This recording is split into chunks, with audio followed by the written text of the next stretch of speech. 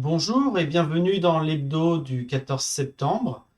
Je suis content de vous retrouver pour cette deuxième vidéo. Cette semaine, il y a eu pas mal de partages et ça fait vraiment plaisir de voir que vous répondez à la suite de ce programme version Tutomarx. Donc sans plus attendre, c'est parti. Le premier partage de la semaine, nous vient du blog de Symfony, encore. Ou plutôt de la documentation de Symfony. C'est un article qui nous explique comment utiliser le protocole Mercure pour communiquer avec un client. Alors, l'article et la documentation est comme d'habitude très bien faite, illustrée par des schémas sur le principe du protocole Mercure, la configuration, le fichier de conf pour Symfony. Et vraiment, c'est intéressant, c'est l'utilisation de ce protocole. Je pense qu'il va falloir que je me penche un petit peu dessus pour certaines applications pour communiquer avec un client. Et effectivement, encore une fois, la documentation Symfony est vraiment très très complète. Donc si vous avez besoin de mettre en place ce système de communication entre votre application et le client, eh ben, n'hésitez pas à jeter un œil. Il y a toutes les infos disponibles, c'est sur le site de Symfony. Le deuxième partage, on est toujours sur Symfony, cette fois c'est le blog. Et cet article de Titouan Galopin va me permettre de rebondir un petit peu sur la vidéo que j'ai faite samedi sur l'utilisation de React avec Symfony. Et comme je l'expliquais dans la vidéo, j'essaierai de faire deux, voire trois vidéos en tout sur le sujet pour expliquer comment j'utilise React au sein de Symfony en termes de faire utiliser Symfony pour le back et React pour 100% du front, on va dire en remplacement de Twig. Dans une deuxième vidéo, je ferai certainement comment utiliser Symfony en back et mixer le front Twig avec des appels de composants React. Et la troisième vidéo rentrerait complètement dans le cadre de cet article de blog, à savoir l'utilisation un petit peu mixte, un petit peu hybride, comme le dit Titouan, via Symfony UX. Où là, ce serait vraiment pas mettre un composant React au milieu des balises HTML portées par Twig, mais vraiment mettre des composants React dans Twig. Et ce sera certainement la troisième vidéo que je ferai. Et donc, pour l'instant, il faut vraiment que je me penche dessus parce que ça peut être une solution hybride qui peut être intéressante dans certains cas. En attendant, voilà, il y a cet article qui est sorti le 8 septembre et qui est hyper intéressant. Le troisième partage, c'est le podcast de l'Hydra, compagnon du DevOps, de Christophe Chaudier, qui nous parle cette fois-ci un peu en marge du développement, mais toujours dans le cadre de la vie en entreprise. Et dans de ce podcast, pardon, il nous parle du thème de la production, l'exploitation et des astreintes en informatique. Avec comme intervenant, vous voyez sur la miniature, trois autres personnes. Et voilà, c'est intéressant de voir la vision que peut avoir l'Hydra parce que leur mode de fonctionnement, si je me trompe, Christophe, tu me corrigeras dans les commentaires, mais c'est une coopérative et c'est une autre façon de voir le monde du travail, le travail en équipe. Et forcément, c'est un point de vue qui peut être très très intéressant dans notre domaine de développement. Donc n'hésitez pas à aller consulter les podcasts de Christophe, c'est toujours très très intéressant. Le quatrième partage, c'est un partage qu'on a assez régulièrement sur les hebdos, c'est les nouvelles fonctionnalités apportées par PHP 8.2. Alors l'article date du mois d'août. La mise en production, la sortie de PHP 8.2, c'est prévu, comme vous le voyez, pour le 24 novembre. Mais d'ores et déjà, comme la version est gelée, il y a moyen d'aller voir les fonctionnalités qui vont être apportées par cette version PHP 8.2. C'est un tour d'horizon qui est pas exhaustif, mais les principales fonctionnalités sont retrouvées. Par exemple, moi personnellement, depuis que j'utilise PHP 8.1, j'avais pris l'habitude pour certaines de mes variables de les déclarer en read-only de cette façon quand je sais que ce sera juste du get. Le PHP 8.2, on pourra directement, si toutes les variables sont seulement en read-only, de déclarer le read-only au niveau de la classe. C'est une facilité d'écriture, mais c'est intéressant. Alors, bien entendu, il n'y a pas que des petites cosmétiques comme ça d'appel de fonctions. Et c'est pourquoi je trouve toujours très intéressant d'avoir ce petit résumé des nouvelles fonctionnalités. Donc là, ça nous vient du site Kingsta. Donc vraiment, merci à eux, c'est toujours très, très intéressant. La ressource suivante. Alors, je sais que vous êtes beaucoup à utiliser GitHub Copilot et à l'avoir utilisé, à l'avoir adopté. Moi, je ne l'ai jamais testé. D'une part parce que j'utilise pas VS Code, je suis plutôt team PHP Storm. Je sais que je crois qu'il y a un équivalent sur PHP Storm, mais moi, sur le principe, c'est pas un outil que je me vois utiliser.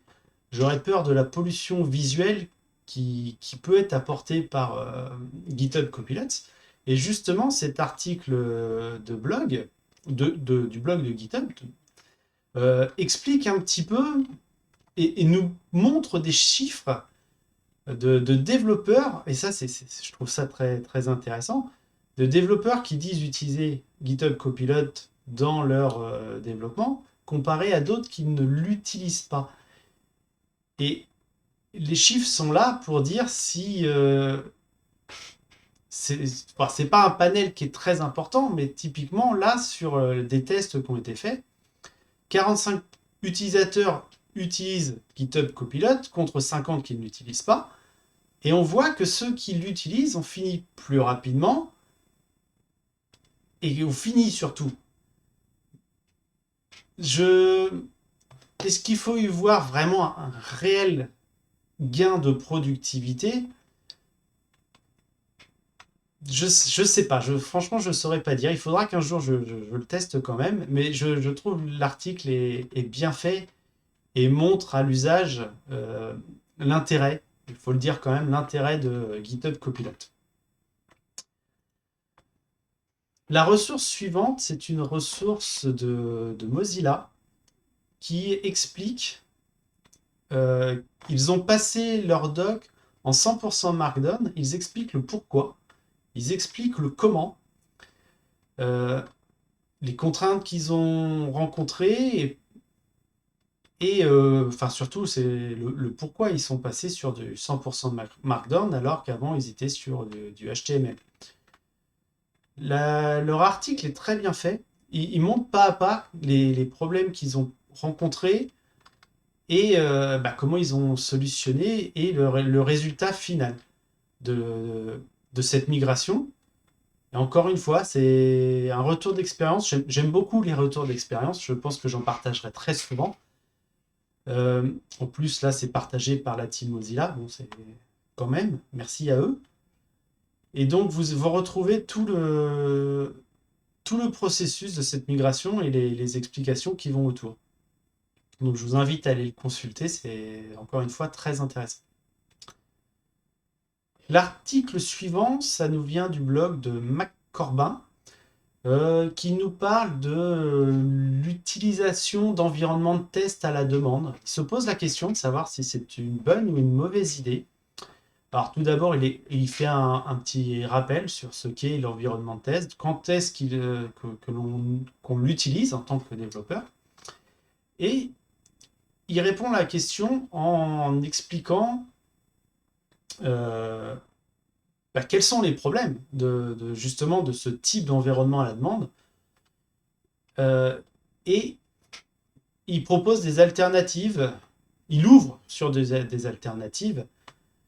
Et Je trouve que c'est intéressant de se poser la question, effectivement, de faire des tests lorsqu'on fait une PR. Est-ce que c'est très pertinent de systématiquement mettre un nouvel environnement à chaque fois? Est-ce qu'il y a un gain derrière? Est-ce que c'est pas plus lourd à maintenir que, qu'un environnement de développeur, on va dire? Et j'ai trouvé sa conclusion très rigolote, entre guillemets. Euh, La solution finale de ne pas utiliser ou d'utiliser des environnements à la demande, ce que ça pourrait être de ne pas tester tout simplement. Je pense pas que ce soit la bonne solution aujourd'hui, mais j'ai trouvé que c'était assez marrant comme conclusion. Le partage suivant, c'est un tweet, un fil qui a été partagé le 12 par Believe Me. Et comme ils le mettent, c'est un fil qui nous parle de Bootstrap, ou plutôt qui nous propose des ressources, des templates sur Bootstrap. Alors, on n'aime pas hein, Bootstrap. Je pense qu'il y a encore beaucoup de développeurs qui l'utilisent aujourd'hui. Et c'est vrai que quand on est développeur back, euh, bon, la partie front, c'est pas forcément ce qui nous amuse le plus, pardon. Et d'avoir des petits bootstraps tout faits gratuits, c'est toujours intéressant. Et là, ils nous ont fait une liste de 10 templates. Alors, ils viennent tous du site Bootstrap Made, mais effectivement, ils sont très sympas. Alors, si je prends celui-là, c'est au hasard, hein.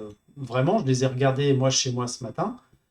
Euh, mais tous ceux qui sont partagés, voilà, ça permet de faire des choses assez facilement, des choses très sympas, et d'avoir les systèmes de cartes déjà tout faits. Et effectivement, encore une fois, quand on est dev back et qu'on veut pas s'embêter avec le front, c'est toujours très intéressant. Donc je vous recommande ce fil. Ça peut des fois vous faire gagner beaucoup de temps. La dernière ressource, c'est une nouvelle fois un partage sur le blog de Link Value, qui cette fois nous parle de tests d'intrusion sur les applications mobiles Android. L'article est hyper complet. Encore une fois, ils reviennent sur les principes utilisés sur les tests d'application, donc le pen test, comment réaliser les tests.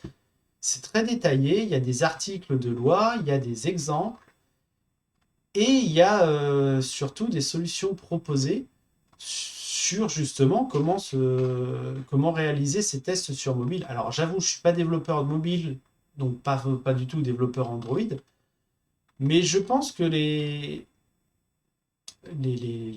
paradigmes, ce qui est mis en place pour une application mobile peut l'être tout à fait pour une application back.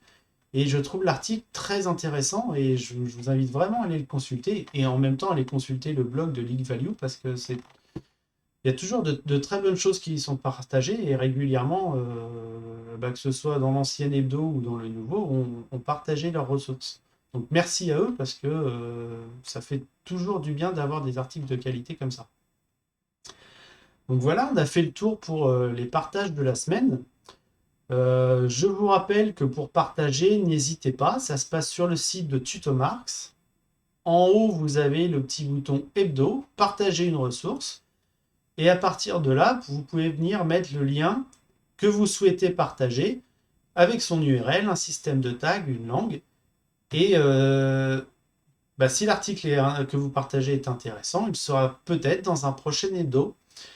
En attendant, je vous remercie, je vous dis à la prochaine pour un hebdo ou peut-être pour une vidéo tutoriel, on ne sait pas, peut-être sur la deuxième partie de Symfony plus React, si j'ai le temps de la faire ce week-end.